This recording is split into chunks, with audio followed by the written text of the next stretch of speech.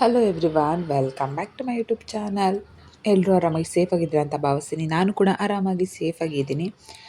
ಇದು ಬಂದು ರಾಮನವಮಿ ದಿವಸದ ಬ್ಲಾಗ್ ಆಗಿರುತ್ತೆ. ನಾನು ಹಾಕೇ ಇರಲಿಲ್ಲ, ಎಡಿಟ್ ಮಾಡೋಕ್ಕೆ ಟೈಮ್ ಆಗಿರಲಿಲ್ಲ, ಸೊ ಅದರಿಂದ ಅಪ್ಲೋಡ್ ಮಾಡಿರಲಿಲ್ಲ. ಸೊ ಅವತ್ತು ಬೇರೆ ನಮ್ಮ ಏರಿಯಾದಲ್ಲಿ ಕರ್ಗ ಇತ್ತು. ಸೊ ಅದಕ್ಕೆ ಸಿಂಪಲ್ಲಾಗಿ ರೆಡಿಯಾಗಿ ಈವ್ನಿಂಗು ಪೂಜೆ ಎಲ್ಲ ಮಾಡಿ ರೆಡಿಯಾಗಿ ಹೋದ್ವಿ. ಜಾತ್ರೆ ಅಂತಲೇ ಹೇಳ್ಬೋದು. ಜಾತ್ರೆ ನಮ್ಮ ಕಡೆ ನಾವು ಜಾತ್ರೆ ಅಂತ ಅಂತೀವಿ. ಸೊ ಜಾತ್ರೆ ನೋಡೋಕ್ಕೆ ಅಂದ್ಬಿಟ್ಟು ಹೋದ್ವಿ. ಎಷ್ಟು ರಶ್ ಇದ್ದರು ಅಂದರೆ ನೆಕ್ಸ್ಟ್ ಲೆವೆಲ್ ರಶ್ ಅಂತಲೇ ಹೇಳ್ಬೋದು. ಯಾಕೆ ಅಂತ ಅಂದರೆ ಇವಾಗ ದೇವಸ್ಥಾನ ಚೆನ್ನಾಗಿ ಹೊಸದಾಗಿ ಇಂಪ್ರೂವ್ ಆಗಿರೋದ್ರಿಂದ ಸಿಕ್ಕಾಪಟ್ಟೆ ರಶ್ ಅಂದರೆ ರಶ್ ಇರ್ತಾರೆ. ಸ್ಯಾಟರ್ಡೆ ಸಂಡೇನೂ ರಶ್ ಇರ್ತಾರೆ. ಇವಾಗಂತೂ ಜಾತ್ರೆ ಅಂತ ಕೇಳೋಂಗೆ ಇಲ್ಲ. ನೆಕ್ಸ್ಟ್ ಲೆವೆಲ್ ರಶ್ ಅಂತಲೇ ಹೇಳ್ಬೋದು. 3 ಡೇಸ್ ಇದೇ ಥರ ಇತ್ತು. ಈ ಕಡೆ ಊಟ ಎಲ್ಲ ಕೊಡ್ತಾಯಿದ್ರು. ಫುಲ್ಲು ಡೇಯಿಂದ ನೈಟೆಲ್ಲ ಕೊಡ್ತಾನೆಯಿದ್ರು. ಈ ಕಡೆ ಮಾಡ್ತಾನೆಯಿದ್ರು, ಈ ಕಡೆ ಕೊಡ್ತಾನೆಯಿದ್ರು. ಎಷ್ಟೋ ಜನ ತೊಗೊಂಡೋಗ್ತಾರೆ, ರೋಡಲ್ಲೇ ಬಿಸಾಕೋದಿರೋದನ್ನು ನೋಡ್ತಾ ಇದ್ದೆ. ಸೊ ಸೀರಿಯಸ್ಲಿ ಆ ಥರ ಎಲ್ಲ ಮಾಡೋಕ್ಕೆ ಹೋಗ್ಬೇಡಿ ಗೈಸ್, ಸೀರಿಯಸ್ಲಿ. ಯಾಕಂದರೆ ಕೆಲವ್ರಿಗೂ ಒಂದೊಂದು ಟೈಮಲ್ಲೂ ಒಂದೊಂದು ತುತ್ತು ಅನ್ನ ಸಿಗೋದಿಲ್ಲ. ಬಟ್ ಏನು ಮಾಡೋಕ್ಕಾಗಲ್ಲ, ಒಬ್ರು ಹಂಗೆ ಚೆಲ್ತಾ ಇರ್ತಾರೆ. ಏನಾದರೂ ಏನು ಯಾರೋ ಬಿಟ್ಟಿಯಾಗಿ ಕೊಡ್ತಾ ಇರ್ತಾರೆ ಅಂತಂದರೆ ಬಿಸಾಕಾಗೇನು ಅವರಿಗೆ ಅಲ್ವಾ ಅಂದ್ಬಿಟ್ಟು.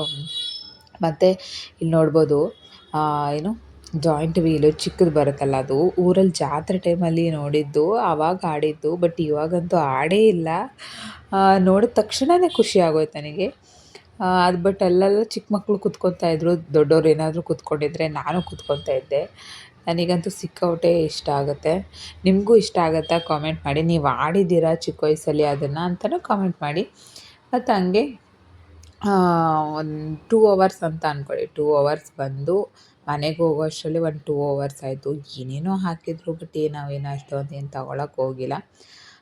ಒಂದು ಸ್ವಲ್ಪ ಕೌಶಿಗೆ ಆಟ ಆಡೋಕ್ಕೆ ಅದು ಇದು ಅಂತ ಏನೋ ಸ್ವಲ್ಪ ತೊಗೊಂಡ್ವಿ ಅಷ್ಟೇ. ಅದು ಬಿಟ್ಟರೆ ಬೇರೆ ಏನೇನೂ ತೊಗೊಂಡಿಲ್ಲ. ಮತ್ತು ಇನ್ನೊಂದೇನೆಂದರೆ ಅಲ್ಲಿ ಮೆಹಂದಿ ಥರ ಅವಾಗೆಲ್ಲ ಬರ್ತಾಯಿತ್ತು. ಮೆಹಂದಿ ಥರ ಅಚ್ಚೆ ಥರ ಹಾಕಿಸ್ಕೊಳ್ಳೋದು. ಅದನ್ನು ಹಾಕಿಸ್ಕೊತೀನಿ ಅಂತ ಅಂದೆ. ನಮ್ಮ ಮನೆಯವ್ರು ಬೇಡ, ಅದು ಕೆಮಿಕಲ್ ಇರುತ್ತೆ ಅಂತ ಅಂದ್ಬಿಟ್ಟು ಹಾಕಿಸ್ಲಿಲ್ಲ. ನನಗೆ ಹಾಕಿಸ್ಕೊಬೇಕಂದ್ರೆ ತುಂಬಾ ಇಷ್ಟ ಆಗಿತ್ತು. ಇಲ್ಲಿ ಪಲ್ಲಕ್ಕಿಗಳೆಲ್ಲ ರೆಡಿ ಆಗ್ತಾಯಿತ್ತು. ಆ್ಯಕ್ಚುಲಿ ಇದು ಬೆಳಗಿನ ಟೈಮ್, ಅಂದರೆ ಬೆಳಗಿನ ಟೈಮ್ಗೆ ಕರ್ಗ ಬರುತ್ತಲ್ಲ, ಆ ಟೈಮಲ್ಲಿ ಎಷ್ಟೋ ಪಲ್ಲಕ್ಕಿಗಳು ರೆಡಿಯಾಗಿರ್ತವೆ. ಈ ಥರ ಮೆರವಣಿಗೆ ಬರುತ್ತೆ. ಸೊ ಎಷ್ಟೋ ಎಲ್ಲ ನಮ್ಮ ಏರಿಯಾದಲ್ಲಿರೋ ಎಲ್ಲ ದೇವಸ್ಥಾನದಲ್ಲೂ ಇದೊಂದು ಕರಗಗಳು ಮಾಡ್ತಾರೆ. ಆ ಒಂದು ದೇವರ ಕರಗನ ತುಂಬ ಅಂದರೆ ತುಂಬಾ ಚೆನ್ನಾಗಿರುತ್ತೆ. ನೋಡೋಕ್ಕೆ 2 ಕಣ್ಣೂ ಸಾಲಲ್ಲ. ಅದು ಎಷ್ಟು ಪಲ್ಲಕ್ಕಿಗಳು ಬರ್ತಾವೋ ಲೆಕ್ಕನೇ ಇಲ್ಲ, ಅಷ್ಟು ಪಲ್ಲಕ್ಕಿಗಳು ಬರ್ತವೆ. ಒಂದೊಂದು ಥರ ಡೆಕೋರ್ ಮಾಡಿರ್ತಾರೆ. ಅದು ನೋಡೋಕ್ಕೆ ಚೆನ್ನಾಗಿ ಕಾಣಿಸುತ್ತೆ. ನಮ್ಮ ಕಡೆ ನಮ್ಮೂರಲ್ಲೆಲ್ಲ ಈ ಥರ ಮಾಡೋದಿಲ್ಲ, ಪಲ್ಲಕ್ಕಿ ಅದು ಇದು ಅಂತೆಲ್ಲ. ಬಟ್ ಇಲ್ಲಿ ನೋಡ್ಬೋದು ಎಷ್ಟು ಚೆನ್ನಾಗಿ ಪಲ್ಲಕ್ಕಿಗಳೆಲ್ಲ ಮಾಡಿ ಇಟ್ಟಿರ್ತಾರೆ. ಮತ್ತು ಇವರು ಇದು ಯಾವ ಡ್ಯಾನ್ಸ್ ಅಂತ ನನಗೆ ಗೊತ್ತಿಲ್ಲ. ಪ್ರತಿ ವರ್ಷವೂ ಈ ಥರ ಡ್ಯಾನ್ಸ್ ಎಲ್ಲ ಮಾಡ್ತಾರೆ. ನಿಮ್ಗೆ ಗೊತ್ತಿದ್ದರೆ ಕಾಮೆಂಟ್ ಮಾಡಿ. ಮತ್ತು ಕರಗನ ನೋಡಿ ನೀವು ಕೂಡ ಎಂಜಾಯ್ ಮಾಡಿ. ಇದೇನು ಅದೇ ಫುಲ್ ಅಂತ ಅಂದ್ಕೋಬೇಡಿ. ಇದೆಲ್ಲ ಒಂದೊಂದು ಕ್ಲಿಪ್ಸ್ ನಾನು ನಿಮ್ಗೆ ಇಷ್ಟ ಆಗುತ್ತೆ ಅಂತ ಅಂದ್ಬಿಟ್ಟು ಹಾಕಿದ್ದೀನಿ. ಒಂದೊಂದು ದೇವ್ರದ್ದು ಒಂದೊಂದು ಕರಗ ಥರ ಡಿಸೈನ್ ಮಾಡಿದಾರಲ್ಲ, ಸೊ ನೀವು ನೋಡ್ದಂಗೆ ಆಗುತ್ತೆ. ಸರಿ, ಇದು ನೋಡಿ, ಇದೇ ಕರಗ ಅಂತ. ಇವಾಗ ಏನು ದೇವ್ರು ಕುಣಿತಾ ಇದೆ. ಈ ಸಲ ತುಂಬ ದೊಡ್ಡದಾಗೆ ಮಾಡಿದರು. ಬಟ್ ವೀಡಿಯೋದಲ್ಲಿ ಸ್ವಲ್ಪ ಚಿಕ್ಕದಂತ ಅನಿಸುತ್ತೆ. ನಮ್ಮ ಮನೆಯವರು ಏನು ಮಾಡಿದ್ದಾರೆ ಅಂದರೆ, ಅದು ಕರೆಕ್ಟಾಗಿ ಒಂದು ಫಾರ್ಮೆಟಲ್ಲಿ ಇಡ್ತಿಲ್ಲ, ಒಂದು ಅಡ್ಡ ಒಂದು ಆ ಥರ ಹಿಡಿದ್ಬಿಟ್ಟಿದ್ದಾರೆ. ಸೊ ಅದರಿಂದ ಬಟ್ ಕರಗ ನೋಡೋಕ್ಕಂತೂ ನೆಕ್ಸ್ಟ್ ಲೆವೆಲ್. ನಾನಂತೂ ಡೈರೆಕ್ಟಾಗಿ ಹೋಗೇ ಇಲ್ಲ ಈ ಸಲಿನೂ ಹೋಗಿಲ್ಲ, ಸಲಿನೂ ಹೋಗಿಲ್ಲ, ಹೋಗೋದೇ ಇಲ್ಲ. ಯಾಕಂದರೆ ಮಿಡ್ನೈಟಲ್ಲಿ ಬರುವಂಥದ್ದು ಇದು. ಒಂದು 3 ಗಂಟೆ 4 ಗಂಟೆ ಆ ಟೈಮಲ್ಲಿ. ಈ ಸಲ ತುಂಬ ದೊಡ್ಡ ಕರಗ ಇತ್ತಂತೆ, ತುಂಬ ಚೆನ್ನಾಗಿ ಕುಣೀತು ಅಂತ ಹೇಳ್ತಾಯಿದ್ರು. ನೋಡ್ಬೋದು, ವೀಡಿಯೋದಲ್ಲಿ ನೋಡೋಕ್ಕೇ ಎಷ್ಟು ಚೆನ್ನಾಗಿ ಕಾಣಿಸ್ತಾ ಇದೆ. ಇನ್ನು ಡೈರೆಕ್ಟಾಗಿ ನೋಡಿದ್ರೆ ಇನ್ನೂ ನೆಕ್ಸ್ಟ್ ಲೆವೆಲ್ ಅಂತಲೇ ಹೇಳ್ಬೋದು. ನಿಮ್ಮ ಏರಿಯಾದಲ್ಲೂ ಕರಗ ಮಾಡ್ತೀರಾ? ನೀವು ನೋಡಿದ್ರಾ? ನೀವು ಎಲ್ಲೆಲ್ಲಿಂದ ವೀಡಿಯೋಸ್ನ ನೋಡ್ತಾ ಇದ್ರಿ? ಬ್ಯಾಂಗ್ಳೂರಲ್ಲಿ ಇರೋರು ನೋಡ್ತಾ ಇದ್ದರೆ ಗೊತ್ತಿರುತ್ತೆ ಅವ್ರಿಗೆ ಕರಗ ಎಲ್ಲ ಅಂತ ಅಂದ್ಬಿಟ್ಟು. ನೋಡಿ, ಇದೇ ದೇವಸ್ಥಾನ. ಎಷ್ಟು ಜನಕ್ಕೆ ಗೊತ್ತು ಕಾಮೆಂಟ್ ಮಾಡಿ. ಇದು ಇವಾಗ ರೀಸೆಂಟಾಗಿ ಮಾಡಿರೋವಂಥದ್ದು. ಇದು ಫಸ್ಟ್ ಟೈಮು ರಾಮನ ಮೂರ್ತಿ ಬ್ಯಾಂಗ್ಳೂರಲ್ಲಿ ಬಂದಿರೋದು. ಅದೆಷ್ಟೋ ಅಡಿ ಇದೆ, ಇದು ಗೊತ್ತಿಲ್ಲ ನನಗೆ ಪ್ರಾಪರಾಗಿ ಎಷ್ಟು ಅಂತಂದ್ಬಿಟ್ಟು. ಬಟ್ ತುಂಬ ಅಂದರೆ ತುಂಬಾ ಚೆನ್ನಾಗಿದೆ ಗೈಸ್ ನೋಡೋಕ್ಕಂತೂ. ಪ್ರತಿ ಸ್ಯಾಟರ್ಡೆ ಸಂಡೇನೂ ರಶ್ ಇರುತ್ತೆ ಈ ಒಂದು ದೇವಸ್ಥಾನ. ಒಂದ್ಸಲ ನೀವು ಬರೋಕ್ಕಾದ್ರೆ ಬಂದು ಈ ದೇವಸ್ಥಾನನ ನೋಡ್ಬೋದು. ನಿಜವಾಗ್ಲೂ ಎಷ್ಟು ಚೆನ್ನಾಗಿದೆ ಅಂದರೆ ಆ ಮೂರ್ತಿ ತಮಿಳ್ನಾಡಿಂದ ಬ್ಯಾಂಗ್ಳೂರಿಗೆ ಬರೋದಕ್ಕೇ ಎಷ್ಟೋ ವರ್ಷ ಆಯ್ತಂತೆ. ಸೊ ಬ್ಯಾಂಗ್ಳೂರಲ್ಲಿ ಅದನ್ನು ಒಂದು ಕೆತ್ತನೆ ಮಾಡೋದಕ್ಕೇ ಒಂದು 5 ಇಯರ್ಸ್ ತೊಗೊಂಡಿದ್ದಾರೆ ನನಗೆ ಗೊತ್ತಿರೋ ಪ್ರಕಾರ. ನಾನು ಮದುವೆ ಆದ ಸ್ಟಾರ್ಟಿಂಗಲ್ಲಿ ಬಂದಿದ್ದದು. ಸೊ ಅದನ್ನು ಕೆತ್ತನೆ ಮಾಡೋದಕ್ಕೇ 5 ವರ್ಷ ಆಗಿದೆ. 5 ವರ್ಷದಲ್ಲಿ ಒಂದು ಸಲ ಏನೋ ಪಟ್ ಅಂತ ಅದು ಸೌಂಡಾಗಿ ಬ್ರೇಕ್ ಆಗಿತ್ತು. ಸೊ ಅದಾದಮೇಲೆ ಅದನ್ನು ಹೆಂಗೋ ಅಟ್ಯಾಚ್ ಮಾಡಿರೋವಂಥದ್ದು. ನಿಜವಾಗ್ಲೂ ನೋಡೋಕೆ 2 ಕಣ್ಣೂ ಸಾಲಲ್ಲ ಅಷ್ಟು ಚೆನ್ನಾಗಿ ಮಾಡಿದ್ದಾರೆ.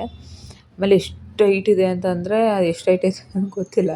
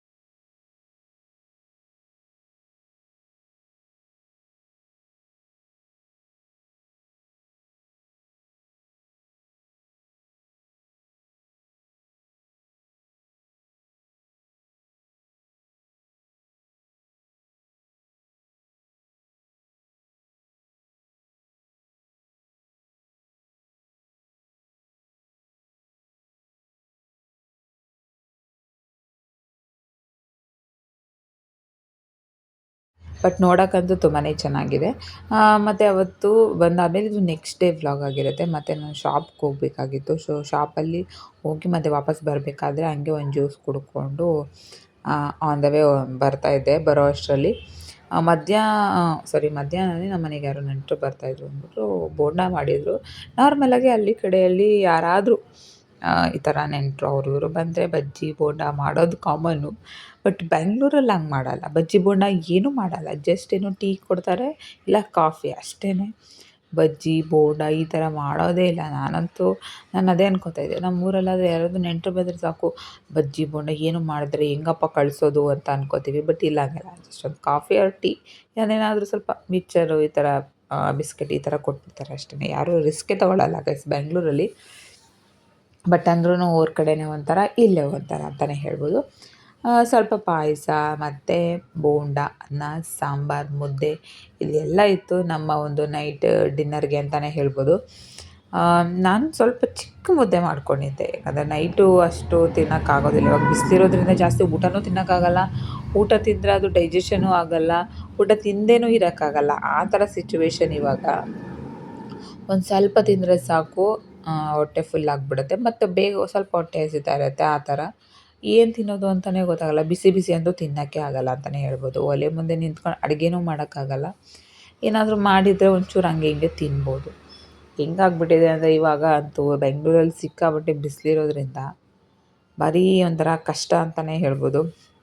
ನೋಡ್ಬೋದು ನನ್ನ ಒಂದು ಮುದ್ದೆ ಇಷ್ಟು ದೊಡ್ಡದಾಗಿದೆ ಅಂತಂದ್ಬಿಟ್ಟು ರೀಲ್ಸಲ್ಲಿ ಸವಿತಕ್ಕ ಅಂತ ಇದ್ದಾರಲ್ಲ, ಸೊ ಅವರು ಒಂದು ರೀಲ್ಸ್ನ ನೋಡಿದ್ದೆ ನೋಡು. ಅವ್ರ ಮುದ್ದೆ ಎಲ್ಲಿ ನಾನು ಹಾಕ್ಕೊಂಡಿರೋ ಮುದ್ದೆ ಎಲ್ಲಿ ಅಂತ ಅನ್ನಿಸ್ತಾ ಇತ್ತು ನನಗೆ.